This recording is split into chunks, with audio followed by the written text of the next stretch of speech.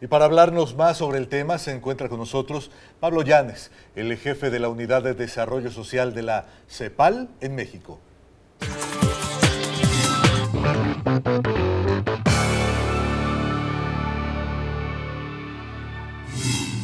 Pablo, muchas gracias por acompañarnos. ¿Qué tal? Muy buenas noches, muchas gracias por la invitación. Claro que sí. Hoy se reveló que el salario mínimo en México presenta una caída de 77% en 35 años. Desde su perspectiva como economista y de alguien importante dentro de la CEPAL, ¿cuál es el motivo de esta situación? Bueno, es una modificación del modelo económico y una transformación en la concepción de lo que debe ser el salario. De la idea que está en la Constitución de un salario digno y suficiente para satisfacer las necesidades básicas, hubo un proceso de ajuste que el salario se convirtió en una variable macroeconómica fundamentalmente con el propósito de contener la inflación y por otro lado hacia una estrategia de desarrollo basada en la idea de que una de las ventajas comparativas de México importante eran los bajos salarios. Entonces tiene que ver con la concepción del modelo de desarrollo y de la función social y macroeconómica que cumplen los salarios. Pablo, para que me quede muy claro entonces, ¿bajo qué criterios fija la Comisión Nacional de los Salarios Mínimos los niveles de salarios de los mexicanos? Bueno, por ley tendría que basarse en un estudio regional de los costos de la vida, de los componentes que debe tener esta canasta alimentaria. No obstante, desde hace ya mucho tiempo, en general tiende a definirse el nivel del salario mínimo en función de la inflación esperada. Y entonces es por eso que hay bastante cercanía entre la inflación y los salarios. Pero los salarios debieran incorporar otras categorías, generalmente se dice que tienen que estar vinculados al aumento de la productividad, lo cual en el mediano y largo plazo es correcto, pero también hemos encontrado que no necesariamente el aumento de la productividad se traduce en un aumento proporcional de los salarios. Claro. En mayo, o en estos días, la CEPAL decía que más de la mitad de la población en México recibe 2 salarios mínimos o menos. 40%. ¿No? Exacto, 40% de la población recibiría ese como ingreso, ¿no? 2 salarios mínimos. También un 14% viviría con el salario mínimo o menos. Estamos hablando más de la mitad de la población, más otros, me imagino, que están en situación similar. Claro. Y si se ajusta el salario mínimo, entonces, se haría por pasos para dosificar el cambio, porque hablamos de un incremento fuerte, al menos lo que se ha escuchado. Digamos, aquí estamos calculando un 51%, ¿no? Bueno, eso es una cosa que habrá que discutir, que habrá que debatir, pero partamos de 2 premisas. Uno, hay un problema, hay necesidad de iniciar un proceso de recuperación del poder adquisitivo del salario mínimo y además esto impacta también en un proceso de recuperación de los salarios en general, pero el deterioro no ha sido súbito. Es un deterioro acumulado en un tiempo prolongado y por eso habrá que pensar en una estrategia que defina un punto de llegada y un periodo de tiempo para llegar a ese objetivo. O sea, planteamos que fundamentalmente es importante que en México haya un cambio de tendencia o que México se alinee con la tendencia de América Latina, que ha sido una tendencia hacia la recuperación de los salarios mínimos, y proponemos un proceso responsable, gradual, progresivo, firme y sostenido. Ese es un punto importante. Se habla de que Argentina, Brasil, Cuba, Ecuador, todos ellos han podido subir su salario mínimo de acuerdo a las necesidades de su población, cosa que no está sucediendo en México. ¿Qué estamos haciendo mal? Bueno, y en el caso de estos países que se mencionan, uno de los elementos más interesantes es que no está vinculado el proceso de recuperación de los salarios mínimos a el crecimiento de la inflación, a crecimiento del desempleo y a aumento de la informalidad del trabajo. Entonces, la idea es poder construir un círculo vicioso entre salario, productividad, empleo digno y formalización. Que se convertiría en un círculo virtuoso. Así debe ser, exactamente. Pablo, si por ejemplo, esto es público, las fortunas más grandes de América Latina se encuentran en México, Varias de ellas, sí. Varias de ellas, y le podemos poner nombre, ¿no? El ingeniero Slim, el señor Harp, el señor Serviche, bla, bla, bla. Hay muchos, la lista es larga. ¿Por qué hay tanta gente pobre? ¿Por qué no hay una distribución de la riqueza más saludable? Bueno, en muchas ocasiones lo hemos dicho, México no es un país pobre, es un país con muchos pobres.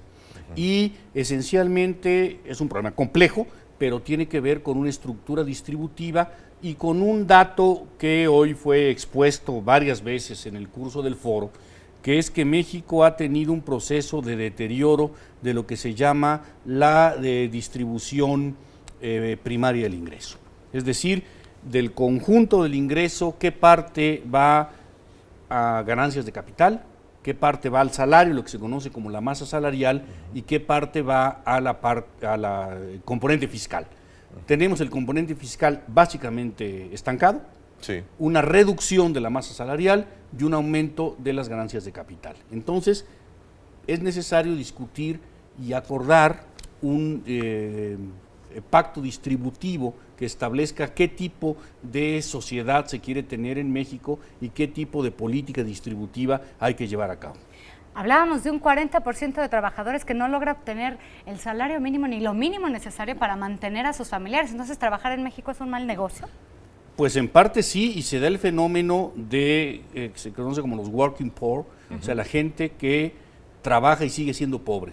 Es muy frecuente que se diga, bueno, es que la gente es pobre porque no trabaja, pero la realidad es que mucha gente trabaja y mucho y sigue siendo pobre. Claro. Entonces se requiere un proceso de recuperación del estatus del salario como un mecanismo de inserción y reconocimiento social también.